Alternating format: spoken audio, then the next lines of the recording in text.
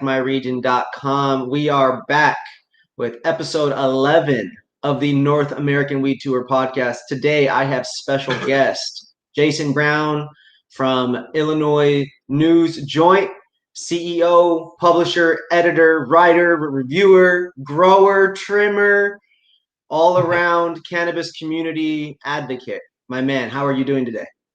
Great. How are you? Good. I'm doing well. Thank you so much for being on the show. It's an honor to work with you on this tour.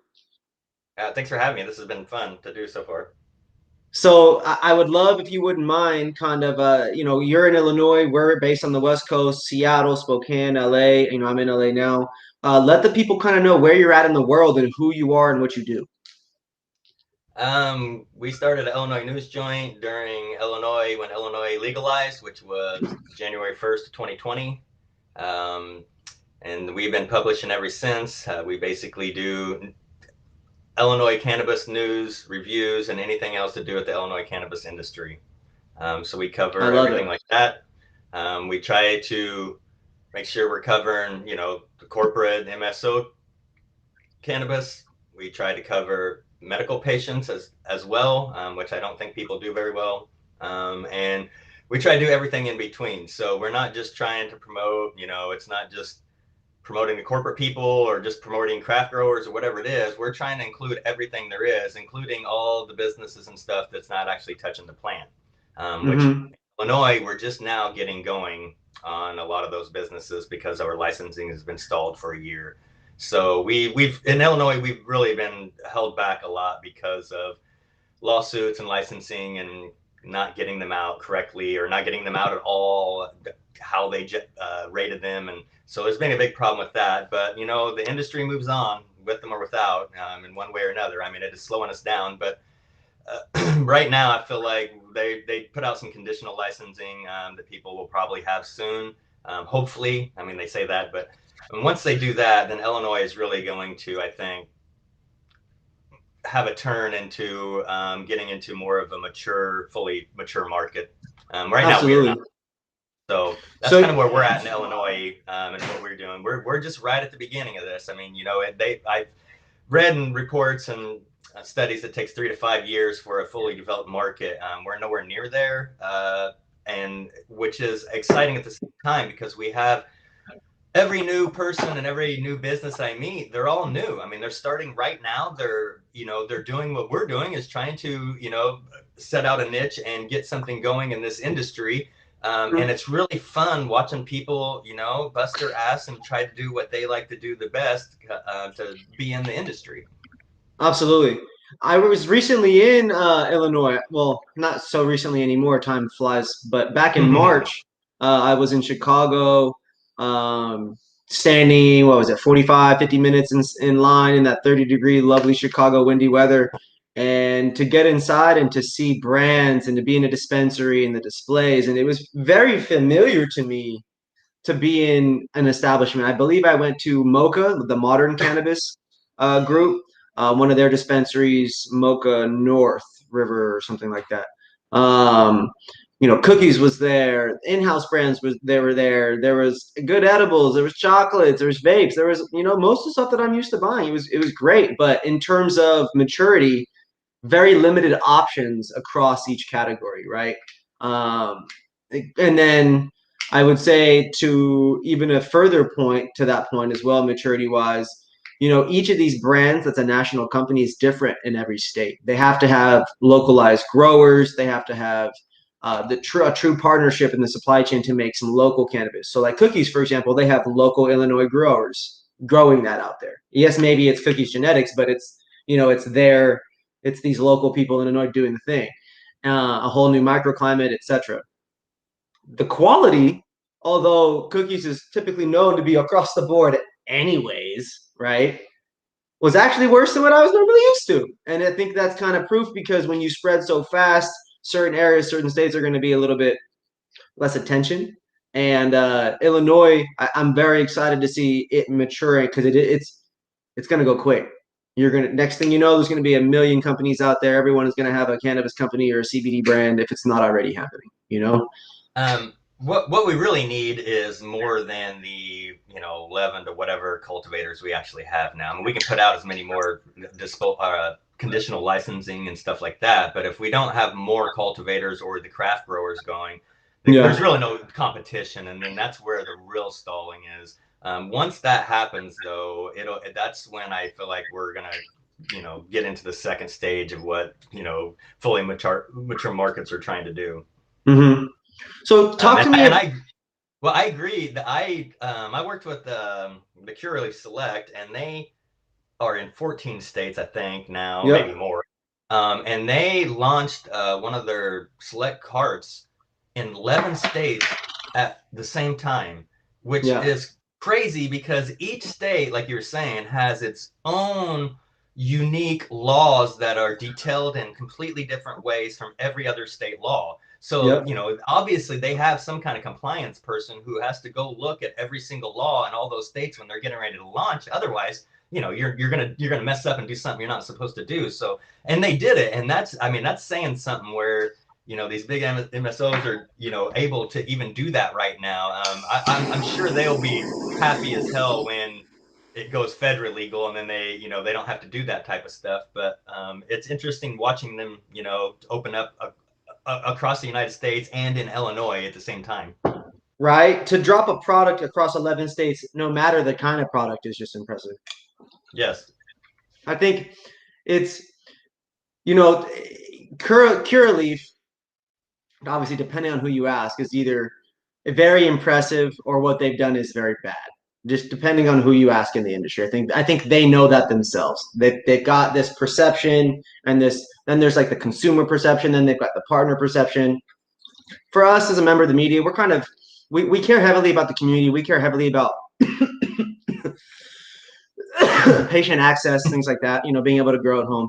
Mm-hmm. Um, and so as Me long too. as Curaleaf and the other big MSOs, um, you know, start to put their money into the right things, then we will be able to get behind them in bigger ways.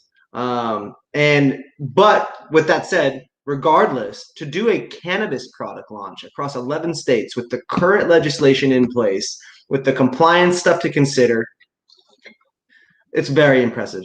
And I know that I've actually had a number of the select products here at this point. They've improved over time, and as a customer, that's all you can really ask for. They might have been super invested, and the product was down here at first, but now I'm having my friends tell me like, "Yo, Joey, hey, you got to try this." They're trying to put stuff in my hand because it's actually not too bad, and so I think that's what's exciting: the growth of these brands over time. Now, because this is the North American Weed Tour, Jason, we're all about showcasing localized cannabis. People want to see what cannabis looks like there, what legal weed brands look like. Do you have any of the products and brands from your area there today? Yes, I have. I have all kinds. There we Um, go. Here's some that we're reviewing that I'm getting ready to review for an upcoming consumption event that we have in Peoria for Trinity Dispensary. This is, we're actually getting ready to do a lot of these ISO brand. This is a brand, they're in Southern Illinois in Carbondale, which, is way far from Chicago, but this Yeah, yeah, is a yeah. Rice Krispie treat edible that Okay. they have out now. So, we kicked off a lot of chocolates and gummies at the beginning because, at an early market, the market, non-weed smokers, they just don't know what the hell is going on really. So when they walk into a dispensary, it's all new. So you're Yeah. not trying to overwhelm them at the beginning. So most of the stuff we had at the beginning was just chocolates and gummies. Now in these last few months, I mean they're launching all kinds of stuff, and I've reviewed chewing gum and caramels and it's all kinds of edibles now. So now that's what we're getting into is more of some different types of edibles. Um, Vivo, I have never had this. This is something that's kind of new, a product I'm around. familiar with them. They're from out here. I'm familiar with them. Mhm. So I've actually, this would be brand new. I've never even tried these. Actually, my reviewer will probably do this because I don't do vapes that much. But uh, I'm interested in do these. What we like to do is find the new and the kind of Illinois brands that are launching, strains or unique things to Illinois, because that's the stuff that does well for us, because that's the stuff that Illinoisans are actually looking for, things that are different, that are not in other states, that are only here, which has been really nice. I would say, if you're asking, what I would say about our corporate or MSO, whatever you want to call them, is what I always say about it is they have a purpose in the fully developed market, but they're not the only thing, and they shouldn't be the thing. They should just be a part of the clog that is, makes up everything else. So they shouldn't be controlling everything or doing that, which is kind of where we're at in Illinois now. But there, nobody, all these people who bitch about, corporate cannabis and all this stuff like this, it's like, I don't hear you bitching about Budweiser, because it's no different. I mean, we're at the point now where they're just the first ones, Right, weed's legal, and we have mass consumption now more than ever, and that somebody needs to supply that mass consumption, and those people who are doing that doesn't necessarily think that they have to have the best craft grown cannabis in the world. They're smoking whatever's in the dispensaries, and they're getting off on it because they don't smoke that often, and there needs to be somebody to supply that.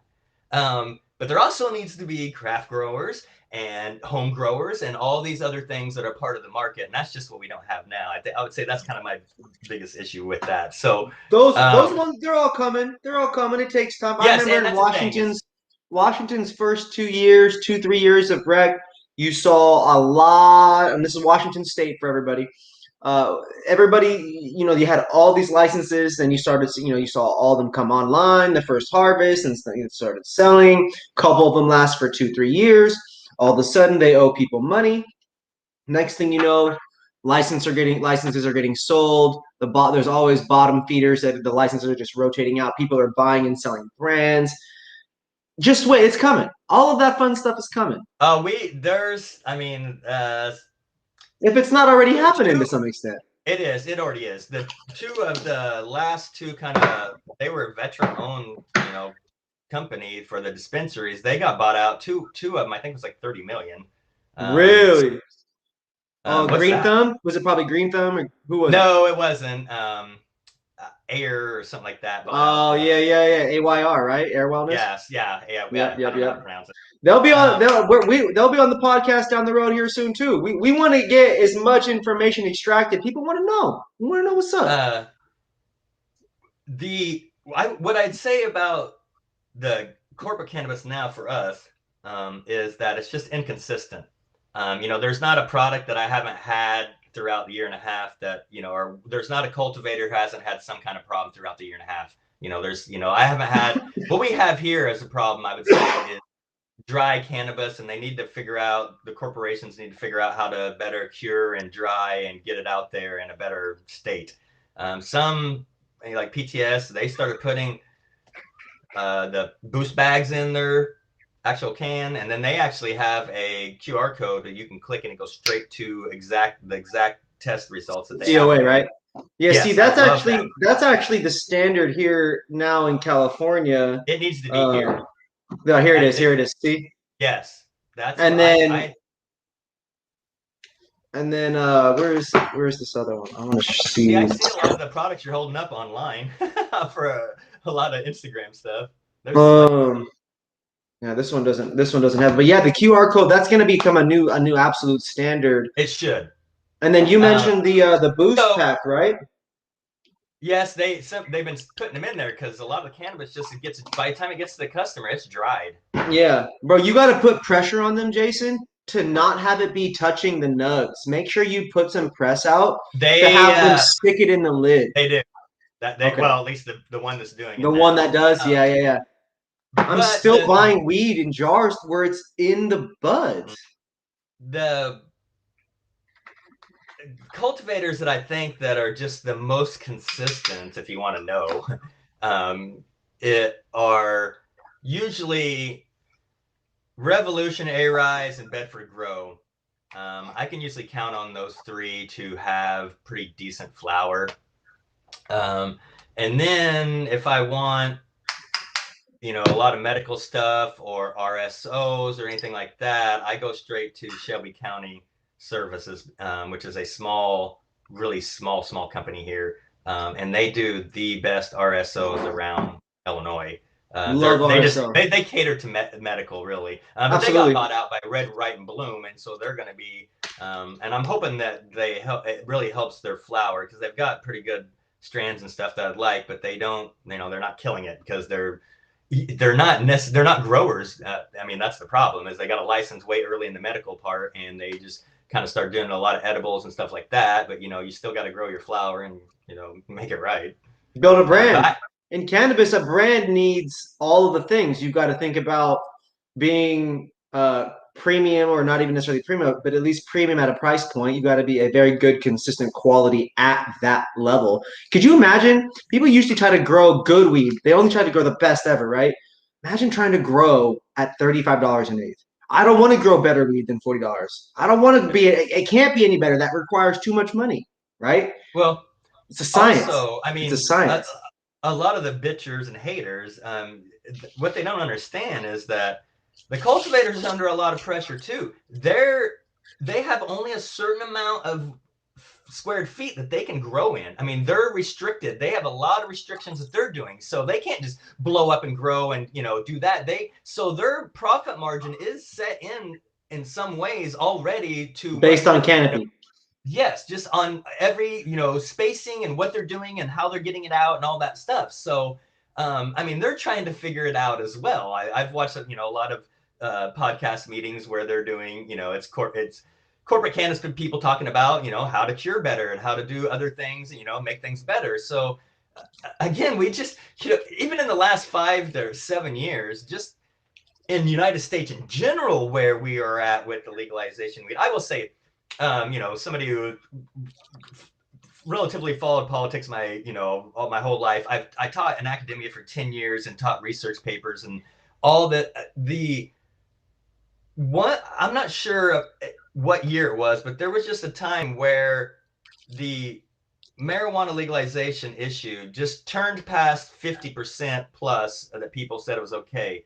And then it just shot up and moved into a direction faster than any other political movement, besides maybe, LGBTQ movement. I would say those two are just faster than any other political. Usually all these younger people want the political things to happen so fast. They want it to get done, and that's just not how things happen in general. Yeah.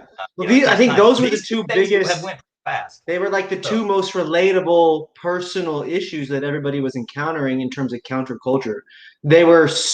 People were afraid to be gay. People were afraid to be, to have it be known that it was, cannabis. Now, not everybody, I know there's going to be people out on the internet that be like, not everybody was like that. Like, come on, everybody. Like, it's not general across the thing. But I know that there are plenty of people that can relate to those statements, both on cannabis side and as well as their, however that can be phrased. I don't even want to get back into it again. So again, for me, it's just, those are simple things. These are things that are helping people and not hurting people. So I don't, absolutely. For me, it's always been a no-brainer. So yeah, it was like, duh. The world was set up not this way. You know what I mean? Like, come on, we gotta get this back on track and in the right direction. So I also think that if it happened federally, which I'm actually more skeptical than other people that it's going to happen that way within a year or two. But if it does, then that's a whole nother new game, because all the big corporate cannabis people, all the locals and everybody else is going to have to adjust and figure out how that works as a new cannabis industry and model for the business and everything. Yeah, because and for everybody watching that, it doesn't just happen overnight. You don't just immediately become Budweiser. There's logistical issues, there's storage issues, there's transportations, there's people getting into the doors. You've got to build these relationships. As a sales rep, you don't just get to call a store and email a store and get an order day one. It doesn't really work like that. It can, but it doesn't usually. Also, what I've found, it's been a year and a half since I've been doing this. I've been contacting, all the cultivators, and I do reviews and the businesses, and it's high turnover because it's early. People are moving around in the industry. People are getting fired. People are moving up. People are moving sideways.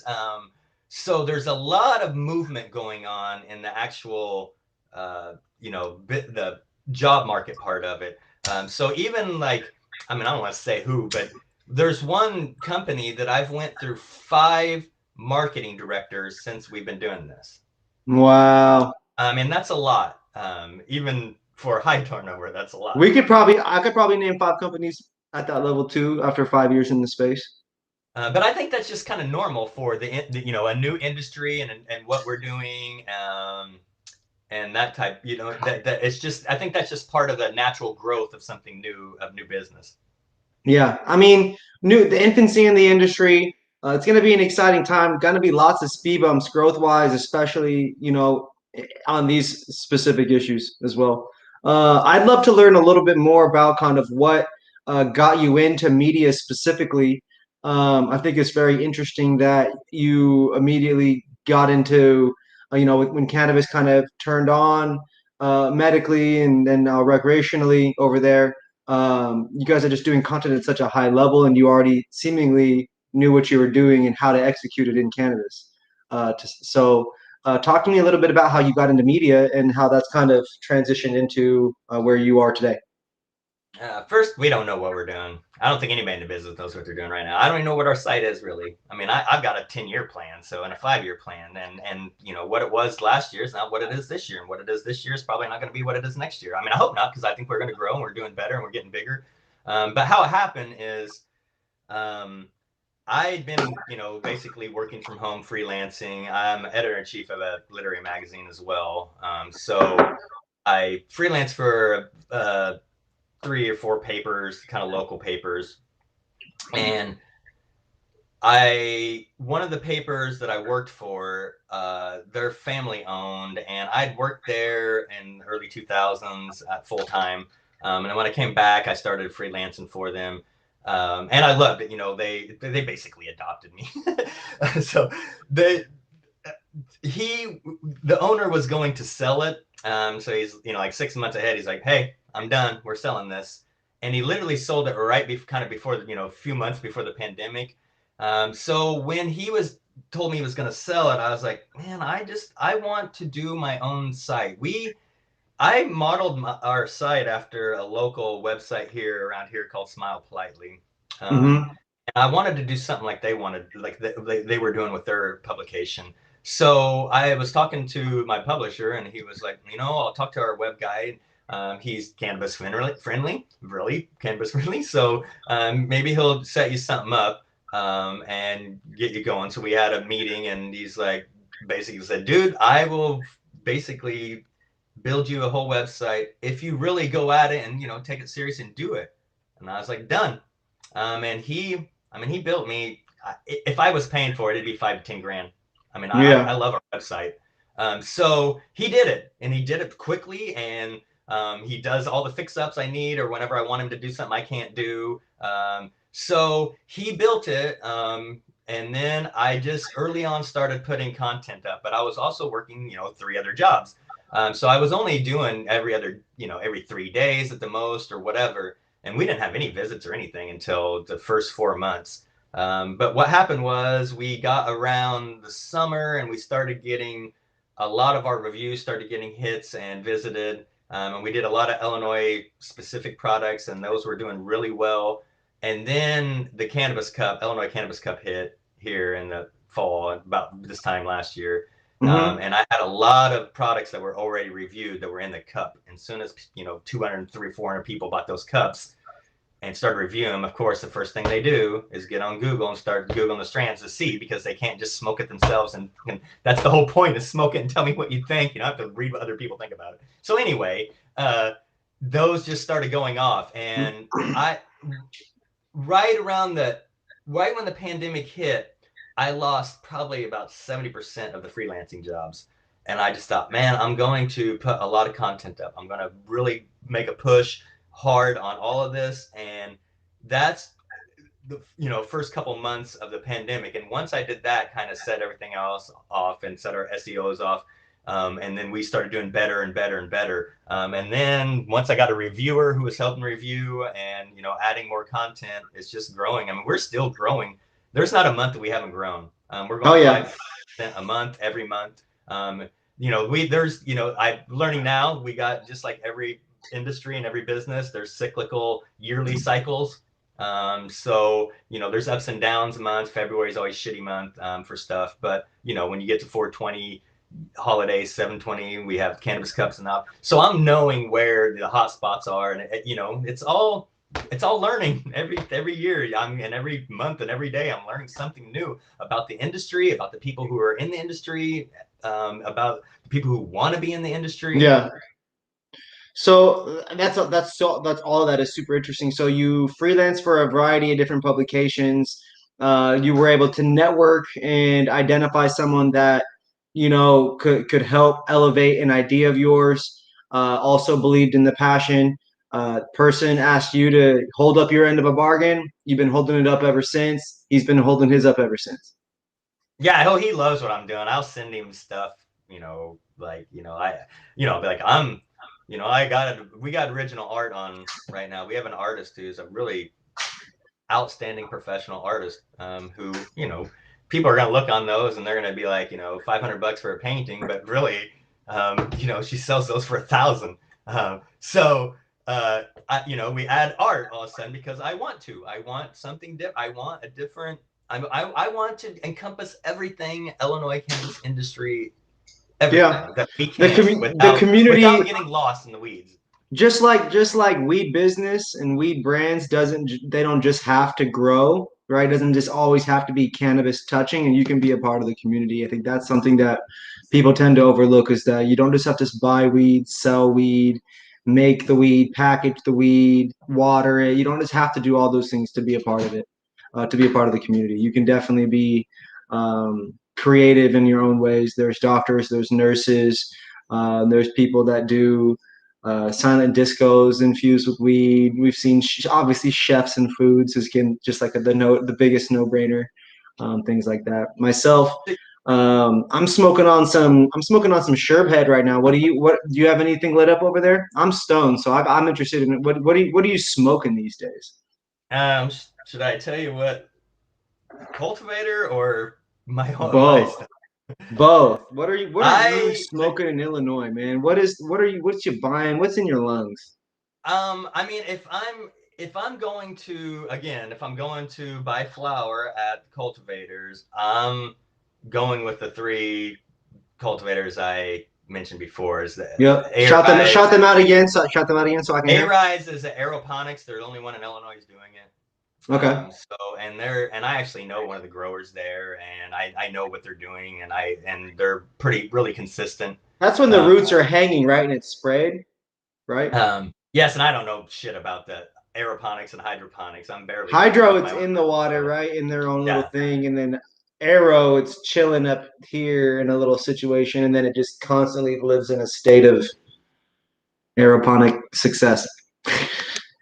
And they're doing pretty good.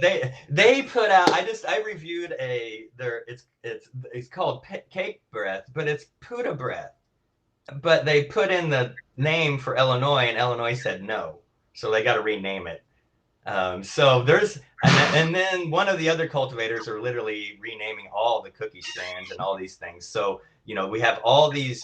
What I don't like about it is it's confusing strands, and I want patients, especially medical patients and just rec people, to know what's in it and what they're getting. You know what I mean? Yeah. I want them to be confused about, well, is this because if you're going to go spend $60 or $90 an eighth here in Illinois for weed, it better be good, because otherwise you're just wasted $60 or $90.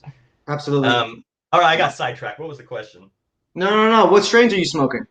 Oh, so and then Revolution over here is always pretty consistent. They want all the Cannabis Cup stuff. I mean, they basically dominate over there. And I smoked some Revolution. I smoked some Revolution when I was there. And then I like Bedford Grow. They have 100 strands here in Illinois that they do. They're a small company out of Chicago. They started when it was medical too and stuck around. I like how they handle their business. Basically, I like their business model, and I like how they handle people, and I like how they've handled us, and dealt with us, which means a lot to me. I always say we are willing to partner with everybody, But when it comes down to it, we have to vibe and get along and, like each other. Otherwise, I'm not interested. I'm not, this is my business. This is the thing I started. And I don't want to work with people I don't want to work with. That's what you have to do when you work in corporate, business. I'm not doing that. So if we're working with people, we like them. We think they're doing good products. We think they're putting out good stuff. Or otherwise, we wouldn't be doing it. That's fair. So before we were on the show, you were talking to me about some of the strains that you're either growing or smoking or trying. I remember you mentioning a couple sour, sativa, piney options. I know you sound like you're a lemon haze, kind of a terpinolene, myrcene, some of those kinds of profiles. Talk to me about Limonene. some of your favorite, yeah, limonene. Talk to me about some of your favorite citrusy, sour, piney, strains. Um, I just basically harvested and dried and just last night up until 7 in the morning, I guess this morning, up until 7 in the morning, trimming the rest of mine to get them in the jars. So what I grew, we can only grow 5 in Illinois legally if you're a medical patient. That's it. 5 that's not over 5 inches, or that's if it's over 5 inches tall, then you can only have 5. If it's under 5 inches, you can have all the cuts or seedlings you want, but once they get over 5, that's illegal. So I wanted to run 5 different strands, which was ridiculous for a first-time grower, but I wanted the medicine. This is what I wanted. So I ran 4 high-end energy sativas because that's what I smoke the most of. That's what I do when I'm working, and that's how I function. Yep. And if I can get those head strong, cerebral buzzes with a good focus, energy, I get a lot more done. And so basically, I have amnesia lemon because I like lemon. I like lemon things. They usually have lemon terps usually have the head clearness, but a good strong high with it. I like that. I Yeah. don't want to be sitting at my desk just, I'm working. I don't want to. So Green Crack, or it's Steve's Dream Queen from a homegrown cannabis company. Love green quack and a good dream queen as well. Yes, and that one I can already tell. That one's supposed to have up to 4% CBD, and it does have a bigger body buzz that I can already tell, and it's got a good clean head buzz, which I do like most because I'm sitting in a chair all the time, and I want the clear head, but the body buzz helps. And it was one of the first strands that I smoked, way this 10 years ago or whatever, that I realized that, oh wow, there's these high energy strands that work with my ADD instead of going against it and making me sidetracked every time. And so I always was kind of searching it out. So there was no doubt I was trying to grow that at the first. And then, Blood Diamond OG is the other one. And those 3 are from Homegrown Cannabis Company, who we partnered with. And they have a selection that is as big as anybody I've seen for a seed bank. And they're growers, Kyle Cushman, and then Swami, and I can't remember who the other person is. So they got a little bit of a team right there. That's a big name.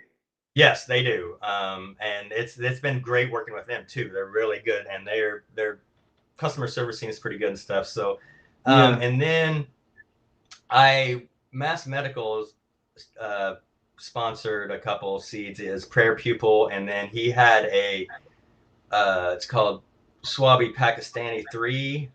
It's a Landris from Pakistan, Swabi, and it was really high in CBD, and that's why I wanted it. So I grew, and it's a sativa too. And I grew those specifically for daytime use, and I smoked the most. And then I grew the Blood Diamond OG because it's basically an OG Kush with some kind of unknown strand that's hopefully knocks me out more at night and stuff. I 4 high-end sativas and then 1 knockout. That's basically my ratio. Love it. I absolutely love it. Yeah, it's so interesting to hear you talk about cannabis in a way that is so specific to the use case. Most people that smoke or consume, they are using it for a certain reason, and then they just start to discover other products or try new things, and they don't necessarily go very far or go, whether it's super into the sativas or in the indicas or into the edibles and the other stuff. They've only ever tried maybe 20 things, maybe 15 things, 10 things. But for someone who reviews things, we're specifically looking for stuff. and looking for tendencies and patterns. And that's honestly, that's one of the big reasons why I was gravitated towards you guys. I knew we would be able to talk cannabis at a high level. What I have, I tell this to everybody, and this is why I think they should put the QR codes on it, is that looking at everybody is like, oh, the test results don't tell you anything. And I mean, the potency, it is what it is. But what I look at is the terpenes and what's the terpene profile. And, there's a basic primary terpenes there's 4 or 5 that just kind of switch, which one's got the most or whatever. And once in a while, the kind of minor there'll be one that slips up, like linalool will be, like Bedford Grow has a line of 3 or 4 strands that are just so high in linalool that's you open the jar and it's like, whoa, there it is. But what I learned is not about so much the primary terpenes that I look at, it's the minor terpenes. And there's these 3 or 4 that I just kept finding when they were grouped up together and made, a percent added up together, that it was the body buzz that helped my cramping more than anything else. And so I just kept looking for that. So whenever you get the test results, even when they list on the, like the top 4 terpenes, even if they list the top 4, you're not getting those yet. You have to go down the list and find the ones that are, but those 100%. Add up, those, if you add those 3 or 4 that I like, it's a percentage, and that'd be the we same need to see. Absolutely. We need to see the terpenoids and the full cannabinoids, the CBGs, the CBGAs, the CBCs. We need to see all of the cannabinoids on this stuff. It needs to be 10 to 15 deep on both of those things, because they all matter in terms of how long the high, what type of high, what long-term effects, what short-term effects, and then the offshoots of each of those. So it's extremely important. I wrote a review a while back. I mean, just basically saying, like people with like me, like that have chronic pain, there's really no tolerance breaks. You're not going, I'm not just gonna, I mean, unless I go visit Japan with my family, like, and stop smoking for 2 weeks, there's no tolerance breaks, because I will get inflammation. I will be sore. I'll be achy. I won't sleep well. I won't eat well.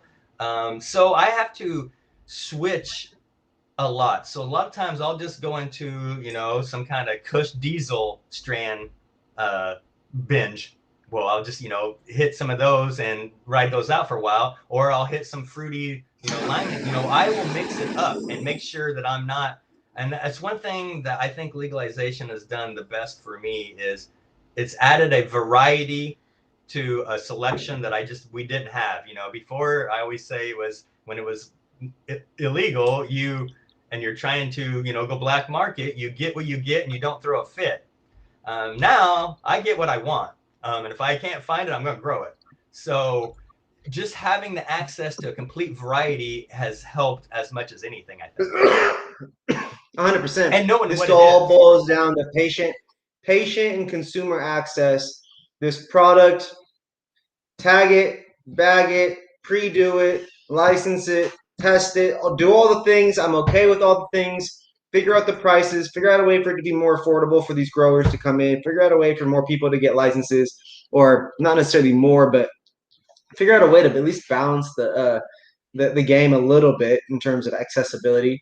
We're seeing things like in Florida, there's stories coming out about certain people from certain companies, kind of lobbying or spending money to make sure that people, it was harder or basically impossible for other brands to get, into the state.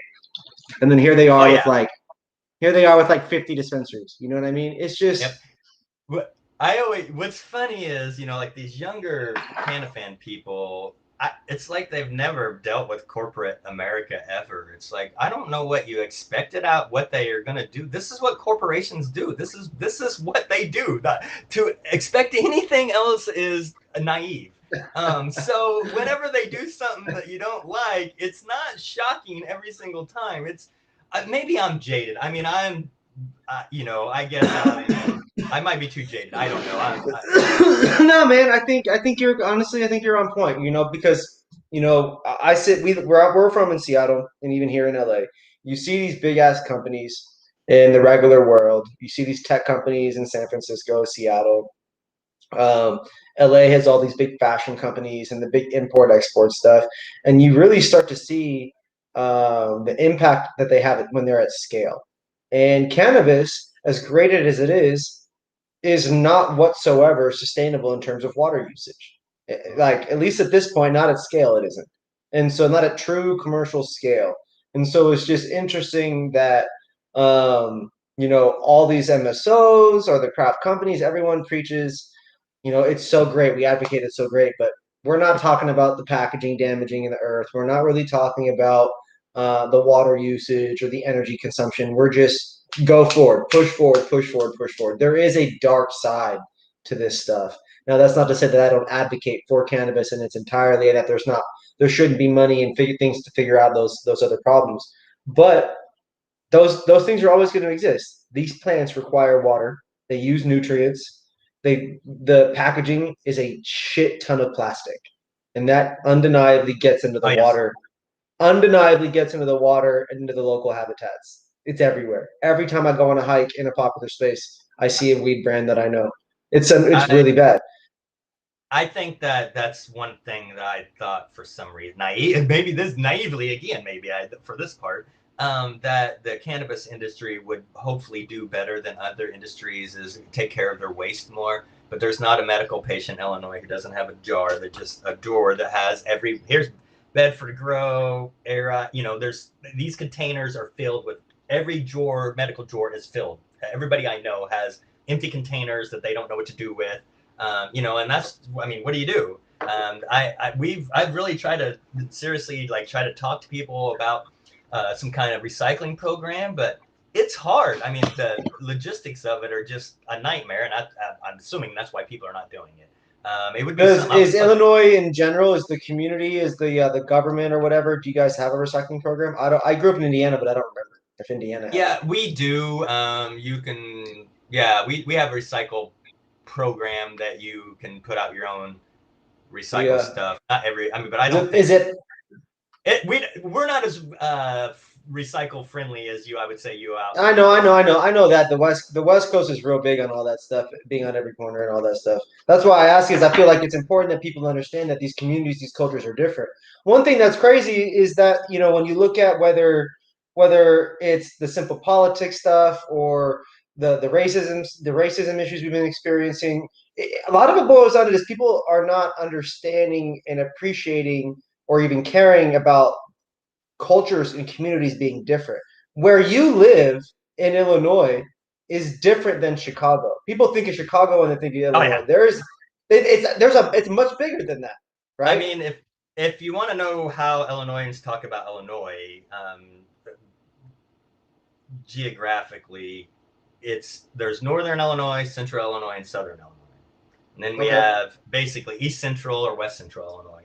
So northern Illinois is what I consider. And then if you talk to Chicago people, there is Chicagoland and then southern Illinois, and they think like Kankakee is southern Illinois, but that's central Illinois. So it's really broken in three. And then so the Chicagoland area is, that's our city. It's the third biggest city in the United States.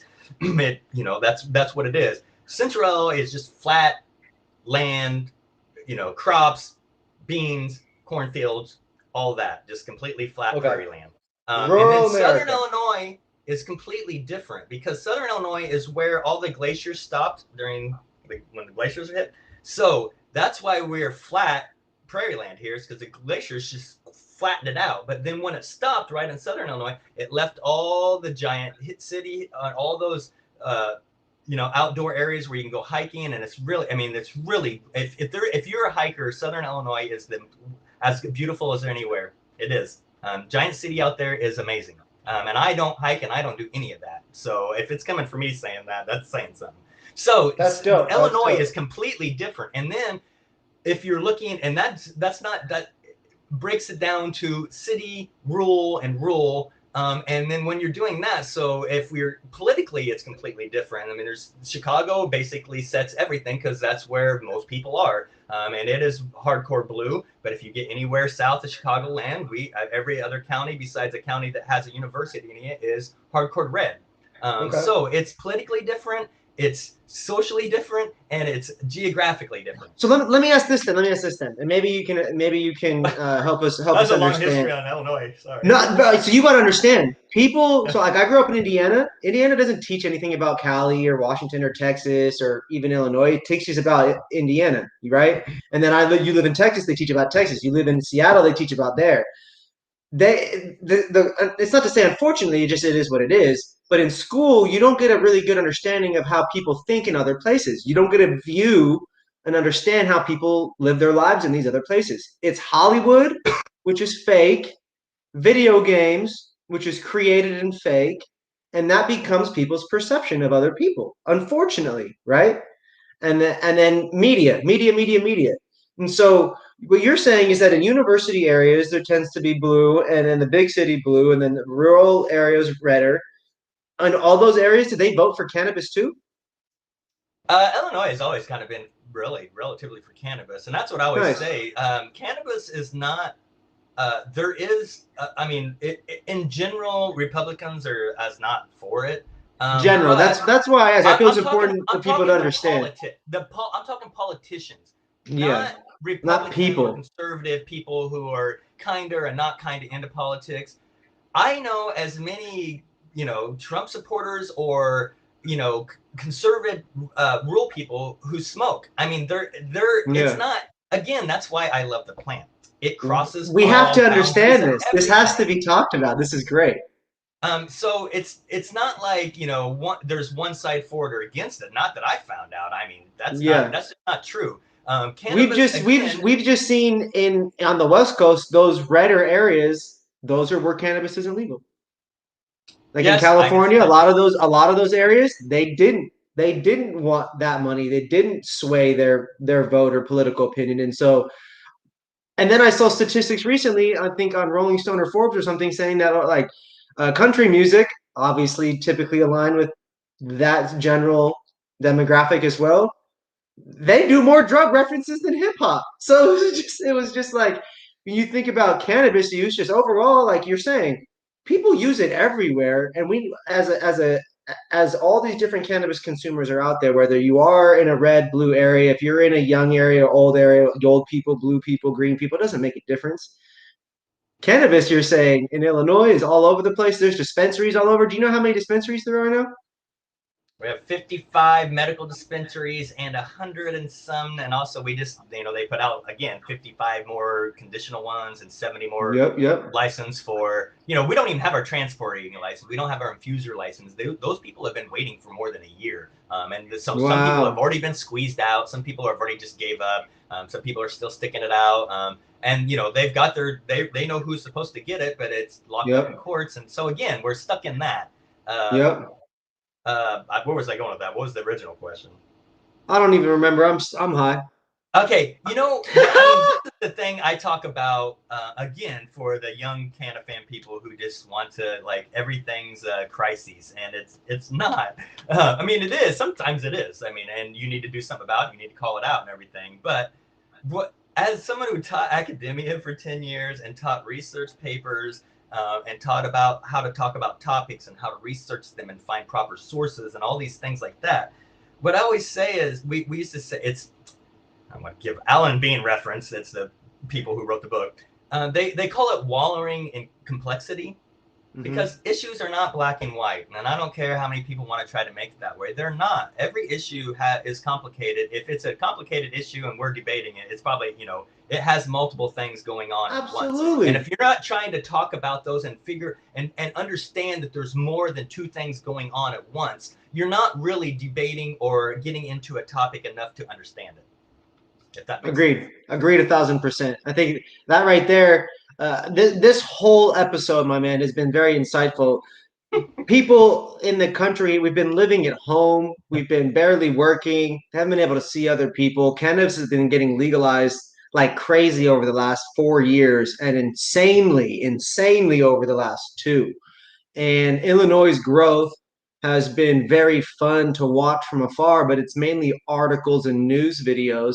And your insights, my man, and your perspective in helping break down, regionally how people kind of, not to say operate, but the different areas and giving us a better understanding of that is huge. Now, let me ask a couple questions about that as well. So, grow wise, cultivation, labs, things like that. Are you noticing geographically where maybe any patterns or trends where they're located or anything like that? Are they in these rural areas? Are they closer to the city? Are they on the outskirts? They're all over. I mean, there's a grow facility that's in a town of 400. It's right outside it. There's, the problem with that, it's not so much the cultivators because people don't need to get there. They need to get to the dispensaries. And until they opened up dispensaries and had a lot more, Chicago had a ton. But when you get down to central and southern Illinois, these are rural areas. And then sometimes, if you're a medical patient and you are living in southern Illinois and, 50 minutes away from Marion County, you have to drive 50 minutes to get to consume Marion. And if they don't have your medicine that you want, then you're just out of luck. And then you got to drive another 40 minutes to get somewhere else. Or, you know what I mean?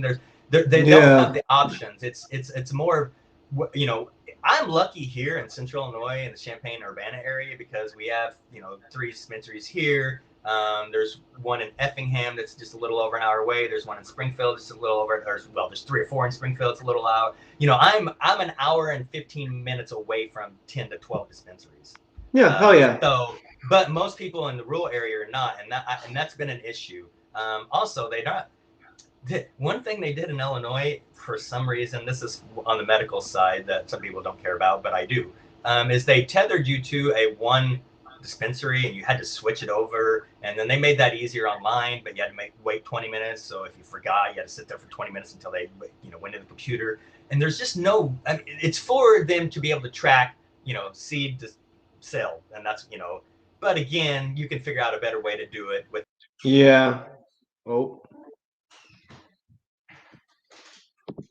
sorry about that, everybody. Some technical difficulties. Let me bring him back on. Okay. There we go.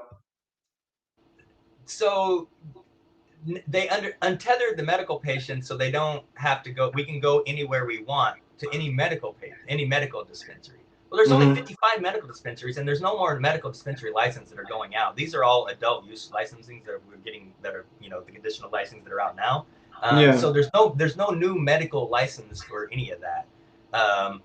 So now what was I talking about? I got sidetracked. No, you're good. That's it. That's what you. That's I mean.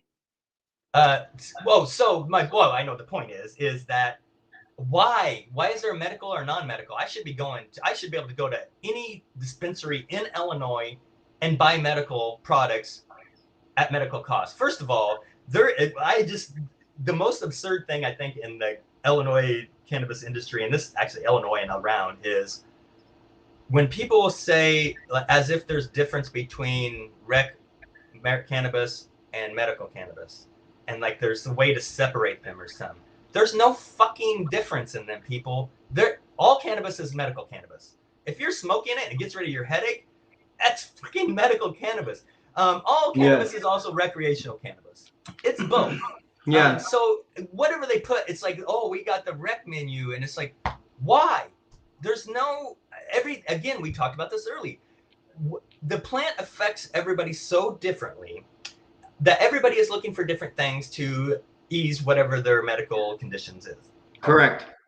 So the idea that you're limiting medical patients, and what medical patients really get pissed off around here is they'll look on the med menu and then they'll look on the rec menu, and there'll be 3 times as much on the rec menu as there is on the med menu, and things they want that's not on here.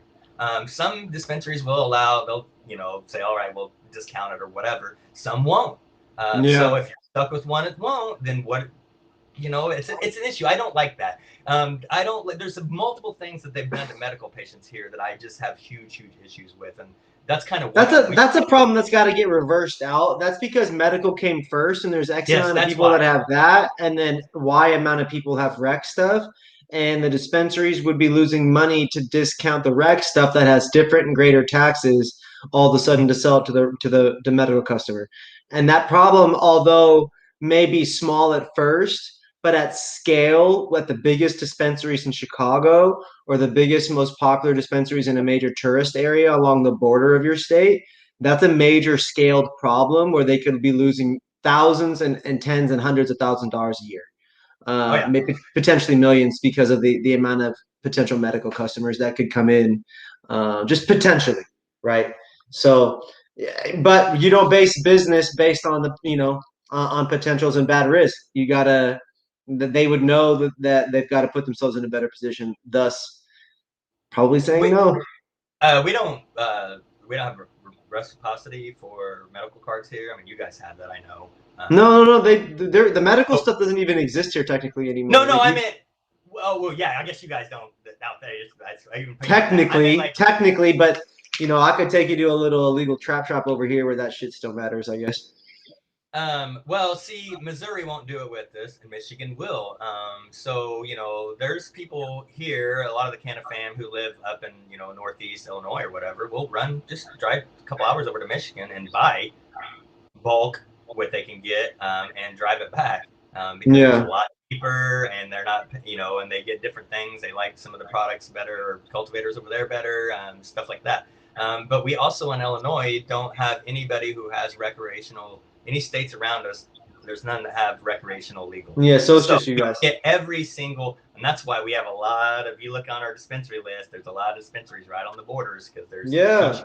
put there for Those all. towns need that money too, though. They really need that tax money. It's going to create a nice fund to rebuild some of the infrastructure, to hopefully improve some educational aspects, and hopefully provide some scholarships to some kids, man. That would be great.